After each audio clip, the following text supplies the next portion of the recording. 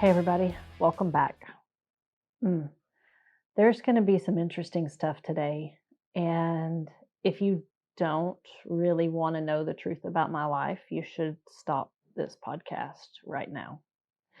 Um, I've given you bits and pieces here and there, but today you might want to put your mud boots on because the shit's going to get really deep.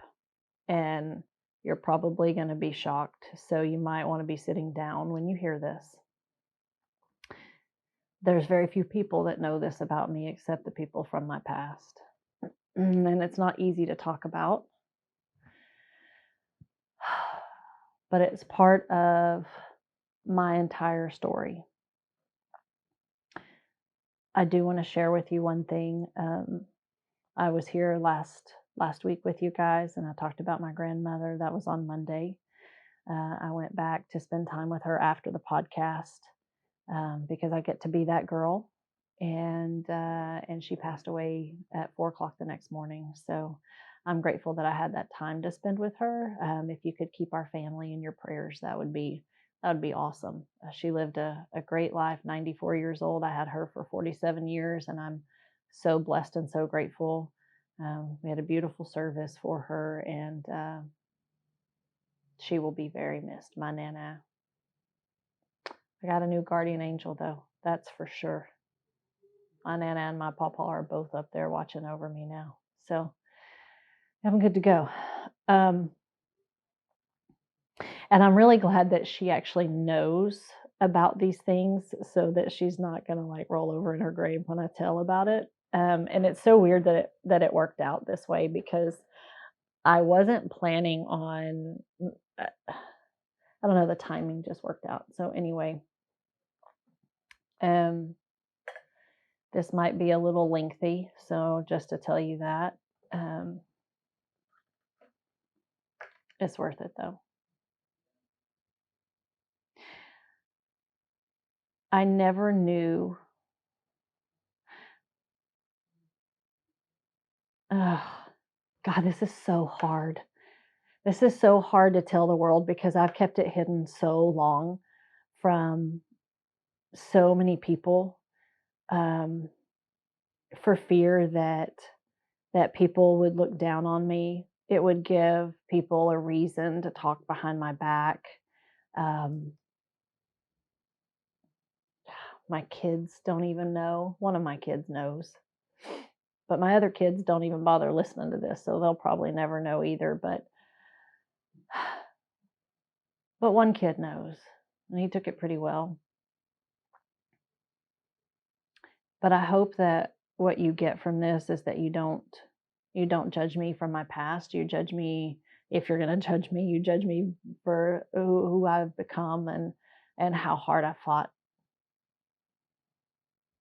And I have angels that have guided me along the way. So I'm going to back up to my senior year in high school. And I've got some timeline notes here just so I don't get off track. So my senior year in high school, I was in a work program class. Miss Meadows was my work program teacher. And I came to her. I had a friend of mine living with me her name was Michelle. She was living with me at my grandmother's house. Now, I don't know if you've remembered from the backstory that my brother and I lived at my grandmother's house. And my mother lived with her boyfriend in Chapel Hill, and my grandmother lived with her boyfriend a few streets over. So we pretty much had the run of the house. So my friend Michelle was basically living there. She stayed with me all the time. We were two peas in a pod. We ran around everywhere together. We met some really fun boys in Gun Barrel City. I'm almost ashamed to say that, but yeah, we did. They were walking across the bridge and we drove by and picked them up. Oh my gosh, the things that we did when we were kids. Crazy stuff. But Michelle and I lived together, and we decided we were going to go get a job at the Topless Bar in the town that we lived. And got the job. We were both scared to death. I mean, oh my God, scared to death. This was, probably as classy as a place like that can get. Our uniforms were like rainbow suspenders and a rainbow cummerbund and a black sports bra and a black like T-back bottoms, and then like pantyhose, like real thick pantyhose, like compression pantyhose, and tennis shoes. And they had to be a specific color, so we all matched all the pantyhose. I can't believe I'm telling this story. So I went to I was working at a daycare when I found this other job. And the owner of the daycare actually called my mother to tell her, did you know she got a job at so-and-so? My mom was flipping her lid, but she didn't live with us anyway. I mean, she didn't have a lot of control over the situation of what we did as kids. And I was 19 years old at this point. I was I was a September baby, so I started school late. So I graduated late. And so I was I take that back. I was 18. I would turn 19 that year. So I was 18 already. And so I went to Miss Meadows and I was like, hey, look, I got a job as a cocktail waitress, and I need to be able to stay in work program for the last 3 months of school. And she's like, well, I don't have a description for a cocktail waitress on, in the description of what we do in this class and the work program.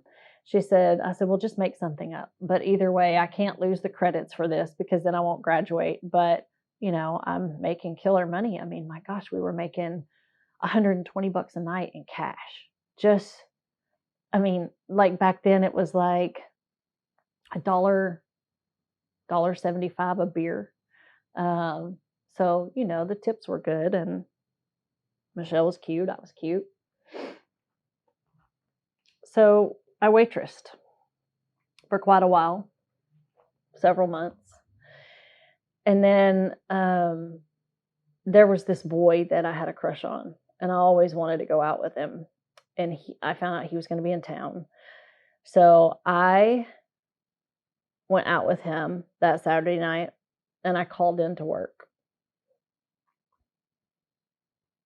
Big mistake. Huge mistake. Sometimes you don't know how things are going to affect you when you make a decision. This was a life-altering decision. So let me back up. I remember working there, and I remember looking at all these dancers on stage, and they were beautiful. Most of them just beautiful girls, and how they danced. And I have always loved to dance, but I said, when hell freezes over is when you'll see me up on that stage. And people said, oh, when are you going to dance? When are you going to do it? And I'm like, when hell freezes over. Well, when I came in on Sunday to work my shift, my boss Wade said, well, I'm sorry to tell you this, girl, but we filled your position as a waitress, but we could use you as a dancer.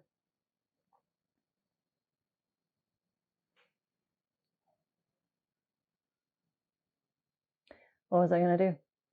Michelle and I had moved out of my grandmother's house. We got an apartment together. We'd just signed a 6-month lease. We'd been in the apartment like a month and a half. I had bills to pay. I needed a job, and the job at Super One for $6.15 an hour wasn't going to cut $525 a month in rent plus bills. And the $120 a night that we worked 4 or 5 nights a week for cash there, that paid the bills and then some.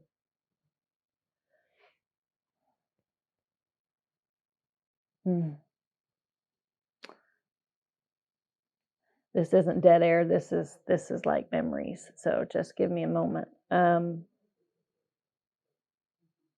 So that was a Sunday, and I came in on a Monday afternoon,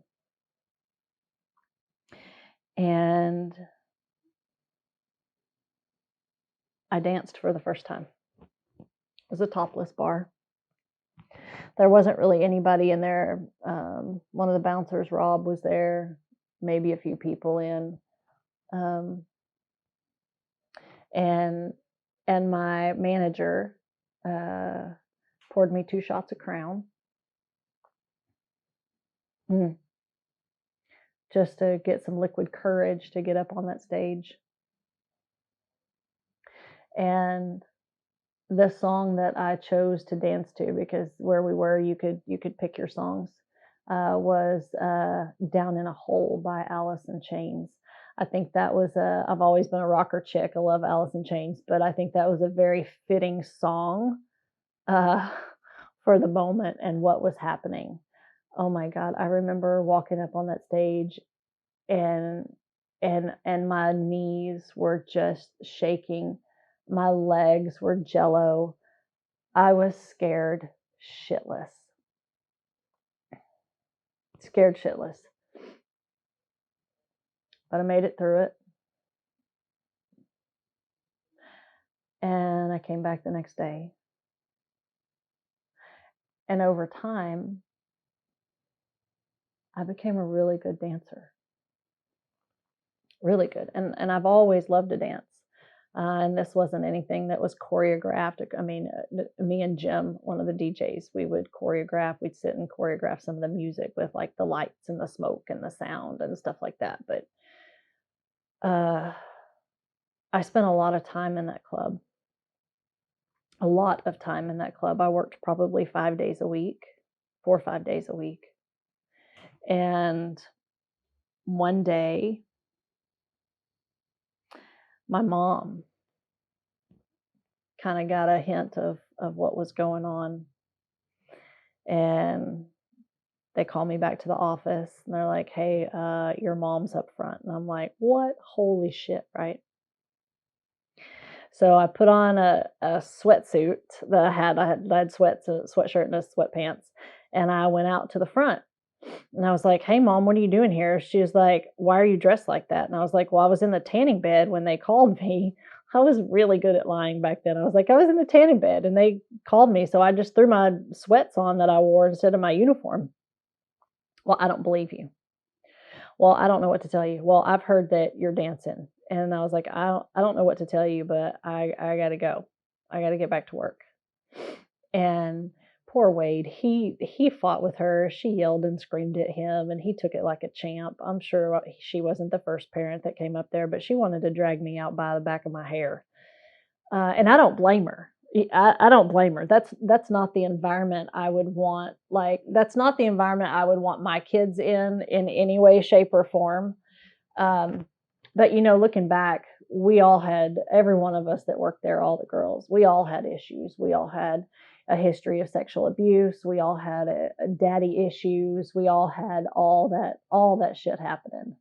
There were a few that didn't. There were a few that were putting themselves through college, but it was a great way to make a living. We made a lot of money. Uh, I think the most I ever made was like $1,700 in one night. It was crazy. But I can tell you this, that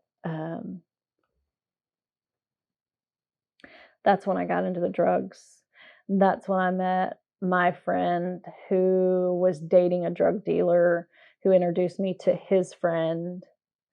And they're like, "Hey, let's party, and let's party with a little bit of coke tonight, and hey, we'll give you some for free." And then next thing you know, we're hanging out with them again, and they give us a little more for free. And then a week later, you're like, "Hey, let's hang out." And they're like, "Oh yeah, we're busy, but we can sell you some." And that's when you start buying it. And that's when you go from like, oh, I remember having a conversation with this girl like, "Holy shit, we did a quarter bag tonight by ourselves," to "Holy shit, we did a whole 8 ball tonight." Um, And from the dancing and the coke, I was always a little pudgy in the middle, never really, really thin in high school, super thin. I was probably about a size 12. But I slimmed up for sure, dancing and all the cocaine. That's for sure. I lived on a lot of chicken noodle soup and Chick-fil-A. Uh, my cocaine habit got so bad there. Oh, this stuff is hard to talk about because it when you're a recovering drug addict and you start thinking about this stuff and remembering this stuff, it makes you want it.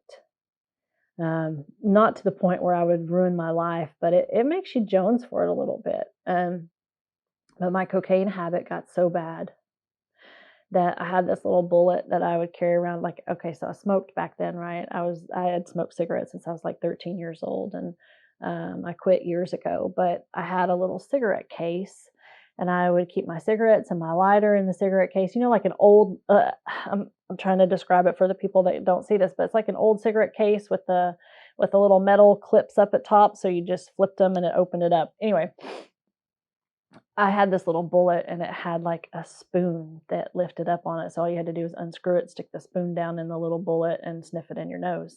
So it made it real simple. Uh, and I would put it down under, like below my cigarettes, and carry it with me like all night. You know, usually I'd leave my cigarettes on the table or whatever, but my boss always knew when I was high because my cigarette case was with me, like even up on stage.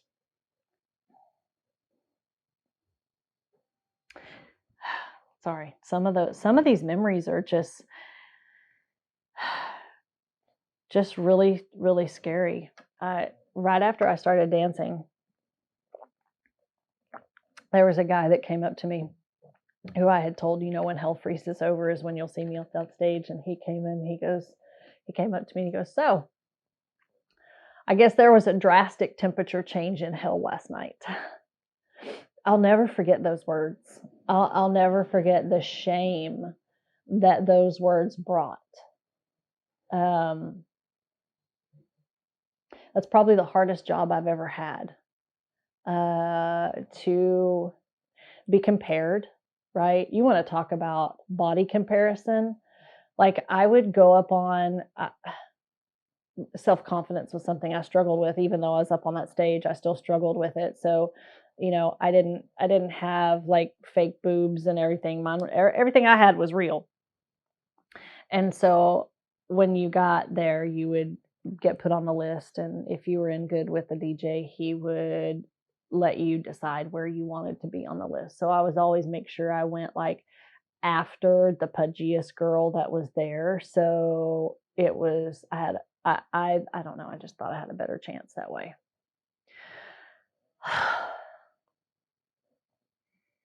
That place was a haven for me. That place was a hellhole for me. It's real hard on your self-esteem. The girls are real nasty to each other. They can be like real nasty to each other. There were fights. There were don't look at my man when he comes in. I mean, there was so much, but I met some of the most incredible people. I met the most incredible people. And some of those people I'm still friends with to this day. One of them you'll actually meet next week. She has an incredible story of recovery to share, and I will tell you a little bit more about how we met. But um, there were so many things that happened in that club, and things that changed me. I hate beer breath because of that club. Beers were $1.75. People drink a lot of beer. And when they get drunk and they're men and they want to breathe in your face, and so I have zero tolerance for beer breath whatsoever. So my husband knows to this day that if he drinks beer, which is very rare, but if he does drink a beer, he knows that I'm not going to kiss him that night. I'm not going to kiss him probably till sometime the next day, because it's just something that I pick up on and I can smell real easily. So hate beer breath. But I learned a lot about resiliency. I learned a lot about self-respect, and I will tell you this, I walked out of that place with every bit of self-respect every night. I walked out of that place with as much dignity as you could have. You know, there were some girls that did some pretty shady shit. Um, and for an extra 20 bucks, they'd show you a little more. I was never that girl. Um, those people, it made it hard for the girls that didn't want to be like that to make money, right? So it was harder for me to make money because I was a clean dancer. That's just all there is to it. Um, my stage name was Levi, and I wore a lot of leather, a lot of thigh high boots. Um, that was just my style. I've always just been a rocker chick, so I always danced to a lot of rock music. Sometimes I would do things a little bit softer. I had hmm, some people are actually going to know this, but I had a white velour because I wore that dress not too long ago. I had a white velour dress, and it was something that I danced to, like Don Henley's "Boys of Summer." You know, there were a lot of things, but yeah, I mean, all the good stuff. I have books and books and books and books of CDs. And when my children find those CDs one day, you know, we brought all of our own music to the club, and we'd tell the DJ what we wanted to dance to. Each time it was like our set, we'd have 2 or 3 sets a night, depending on how many girls were there. And so, like, the first set you would dance with all your clothes on, and then the second set is when you take your clothes off, topless, that is. Um, So all of the CDs that I have Levi written on them. So my kids will figure that out one day. Dancing made me strong. It made me resilient. It made me feel powerful. Um, Firewoman by the Cult was actually like my signature song. I danced to a lot of Loverboy, 80s stuff. It was just good stuff. So I'm one of those people that, like, I live in the moment of a song. Like, a song will bring me back to a moment in time. And so when I hear a song on the radio, I could tell you, even to this day, like, which girl danced to that song, and I could tie it to it. Um, Crazy. There was this one girl, and she was beautiful. Her name was Max. And she used to dance to Total Eclipse of the Heart. And I by Bonnie Tyler. And I remember every time she would dance, I would just go watch her. I mean, women are beautiful, you know. Um, and we all come in different shapes and sizes. Um,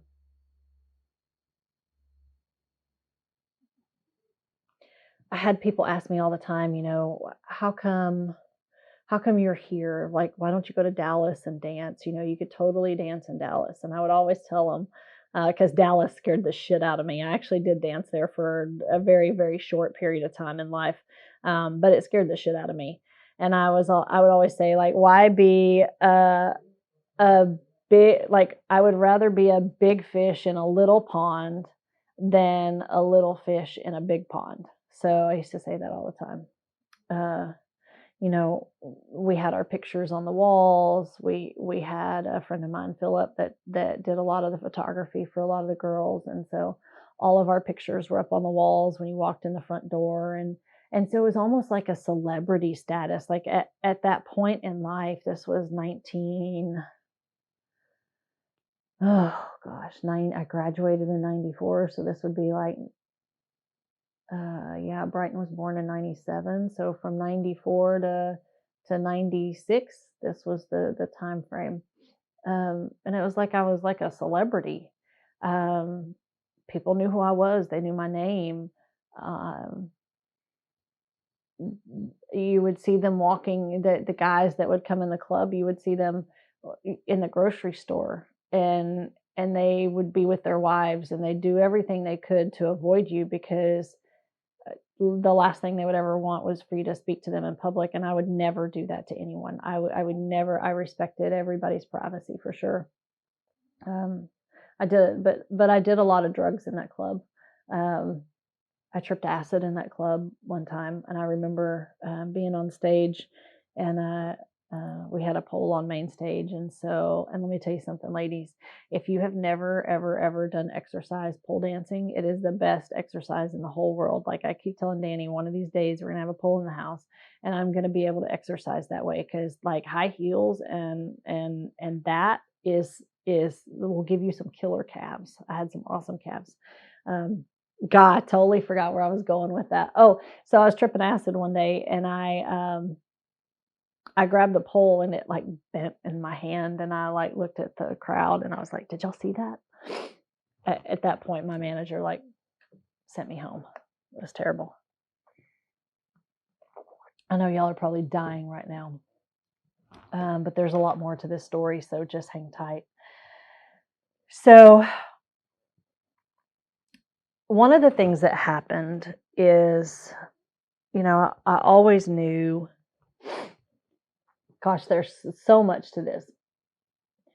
Uh, Backing up to well, let me just tell this part. So there was a couple that was there one night, and they asked me to do a table dance for them. And I had never danced for a couple. I'd never danced for a woman. And I remember walking away from that, and my boss would do things to put you out of your comfort zone sometimes. So it was just the nature of his personality. He was always very respectful of me. I set that tone a long time ago. Him and I are still clearly good friends. That man would take a bullet for me. Um, and that's why I say I've built some really strong relationships, and respect from people, just because of the friendships that we made, and the I don't know what I'm trying to say. So I walked back down the hallway that night, and he was like, "So how was that?" And I was like, "I'm so confused about my sexuality." Like I knew from a young age that I was attracted to girls and boys. That's always been my life. The first memory of that was the girl in the red leather skirt in the ZZ Top video, for Legs. And then a little bit later in life, Michelle Pfeiffer on the ladder, in Grease 2 singing Cool Rider. I mean, I always had an attraction to women, but I never really played on that. Um, I never really played on, I never acted on it, I guess. And then there was that moment, um, and then a few months later, Rainey came into the picture. Um, she started working at the club, and you'll meet her next week, and we'll tell you more about that story, and how we met and how it went down. It's pretty interesting.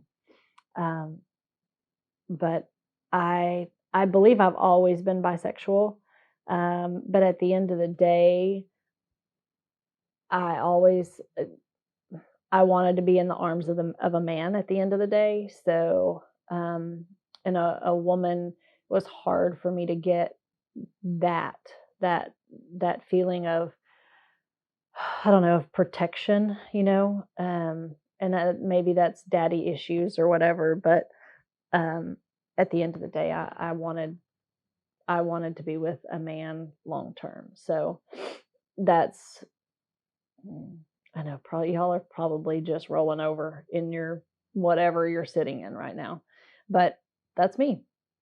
Um, there's still so much more. Golly, I'm crazy. I really am. I'm crazy for telling this to the world because this could go so many different directions. It could go really great with respect that I got out of it, or it could go really bad with people talking shit, especially with my team and my business. But maybe this will help explain why Xyngular is so important to me, because I have truly been at the bottom and I have fought every freaking day to get out of that. So when you're thinking about talking shit about me, think about that and think twice about it, because it's made me who I am today. It's made me strong. You learn how to deal with people, you learn how to tolerate people, you learn how to be a chameleon, you learn how to talk to all kinds of different people. So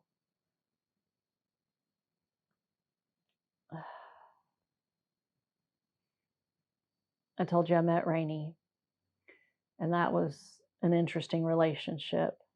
But in the process of dating Rainey, I met Brighton's dad, my oldest. This would be my first son.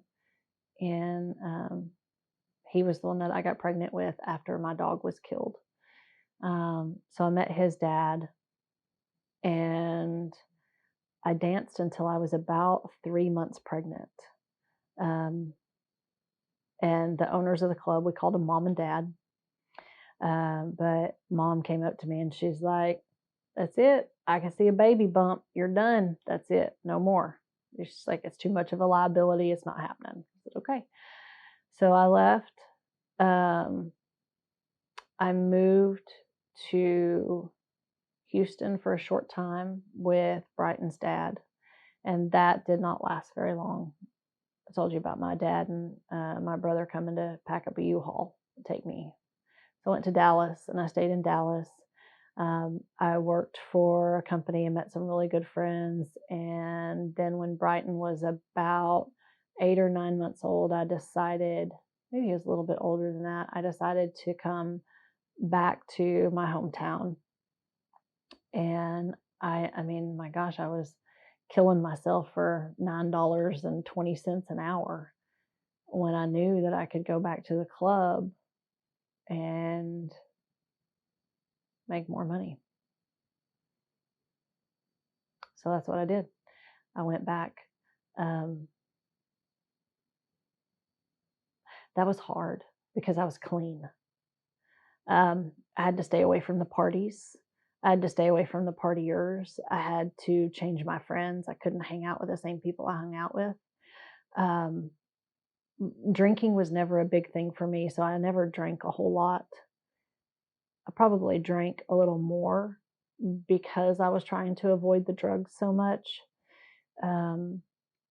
But Brighton's grandmother, not my mom's mom, but his dad's mom, not my mom, but his dad's mom, she actually kept Brighton Friday, Saturday, Sunday, so I could work every Friday, Saturday, Sunday night, and I would have someone watch him on like Tuesday or Wednesday night, just to babysit him, so I could work.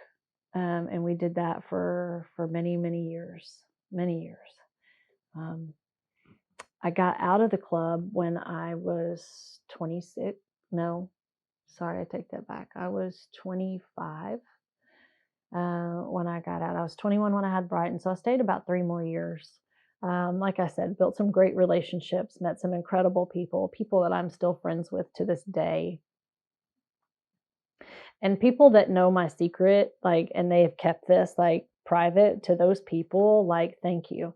Thank you for not telling my kids. Thank you for letting it be my story to tell my kids and my friends and my family and well, my family knew. Oh my God, my family knew. Listen, my family, when they found out, did not speak to me for like 5 months. 5 months. That's a long time to go without talking to your mama. Like, and my dad, oh man, he was so, so, so pissed, especially when he found out about all the drugs and everything that was happening. Um, so I had a client that was going through a lot of hard stuff, and we sat down, we would talk. He would come in a couple of nights a week and we would just talk. And I shit you not, you can think what you want, but I don't have any reason to lie here. I mean, I told you about me tripping acid on stage. Um, I always said he was my guardian angel, and he always said that I was his guardian angel. And we were talking one day, and he said, "Why are you here? You're so smart and you're so beautiful. Why are you here? Why are you still here?" And I said, "Because I've dug myself into debt. I'm a single mom. I don't know how I'm going to make it without this kind of money. Like, I don't know what I'm going to do. What else would I do? I didn't finish school. Um, what are my options?" And he said, figure out how much money you owe in debt and let me know. So I did. And the next time I saw him, I let him know how much it was. And he wrote a check. It was over $5,000, which was a lot of money back then, you know. It was over $5,000. And he handed it to me and he said, "Now it's time to get out. You're too good for this. This is not where you belong." He gave me about a year or so before that, he gave me my first plumeria. Um, I've talked about plumerias, it's in my hashtags, but this is why I raised plumerias, because he gave them to me in the beginning. It's why I have a reminder of plumeria on my foot in the tattoo. It's just a reminder of where I came from and the person that helped me get out of there. He paid for me to move. He paid for the rent in my apartment because I got completely out of my hometown and moved back to Dallas. He paid for Brighton's daycare. He paid for everything for the first 3 or 4 months of me living there until I could find a job. And he never asked for anything in return. We were just there for each other. You know, he needed someone to listen to him. And I was always a very business-minded person. So I I knew, like, I could follow like, I was up to speed with what he was talking about. You know, I could follow the conversation. I'm a pretty smart girl. Um, but he didn't have that anywhere else. So where I gave him a place to vent and lay his problems down,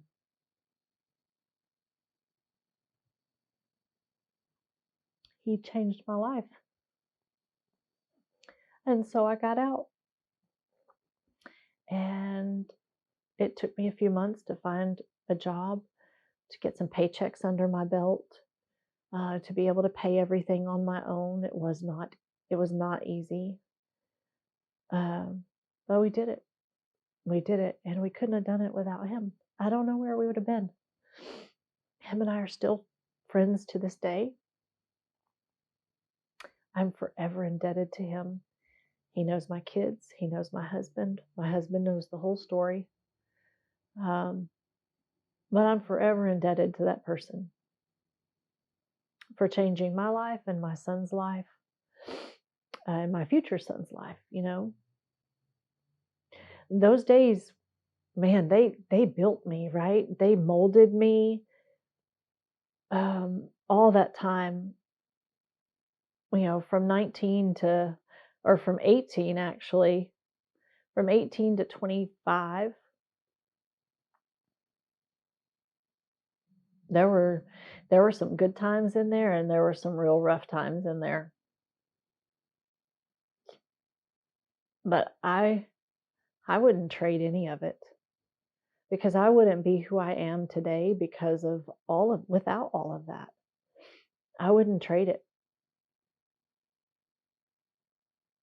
I'll drive down the road and I'll hear a song and I close my eyes and I can picture myself. I love to dance. I mean, if I wasn't at the club working, we were in Dallas at a club dancing. I mean, that's just it just lives in me, and I don't get to dance like I used to. I love to country dance. I love all kinds. Like, I mean, just give me a good beat in a club with a bunch of sweaty people, and I'm a happy camper, right? Maybe not, maybe not so much now, but back then, God, we used to party on 6th Street in Austin. I mean, just crazy stuff. Had a fake ID, got into clubs when I was 18. It's crazy. I was doing stuff I shouldn't have been doing. But I built lifelong relationships that I wouldn't trade for the world. I can't wait for you to meet Rainey next week. Um, and I and I've grown so much as a person from that experience and from the experience of someone helping me out of there, it's why I want to help people. It's why I want to give back because so many have given to me. I'll tell you one more little story. Um, One of my friends that worked there, her name's Cricket, and we're still friends to this day. But she saved my life one day. Like, had I not known her, like I showed up at her house high. I'd been on meth for I'd been up for 3 days and smoking it. It was real bad. And she took me in and she helped me go through withdrawals and she fed me and she stuck it out with me. 2 days later, I was right back out there doing the same thing. But I'll never forget her saving my life because I walked to her door that day and I just said, I need help. And she didn't question it. And it's been the same way, our friendship since I was 18 years old, you know, she's a special person to me. So those relationships um, will never stop. Christina and I are still friends. I mean, there's so many relationships that'll never stop because of those days. And there's some tragedy that happened in all of that. There's people that we lost. There's people that lost their children. There's so much, but we've all remained. The few of us have remained pretty tight. So anyway, I've rambled long enough. I think I hit all the points I wanted to.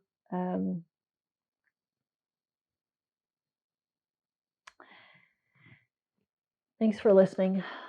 Hopefully you're not judging. This was the hardest part of all of this.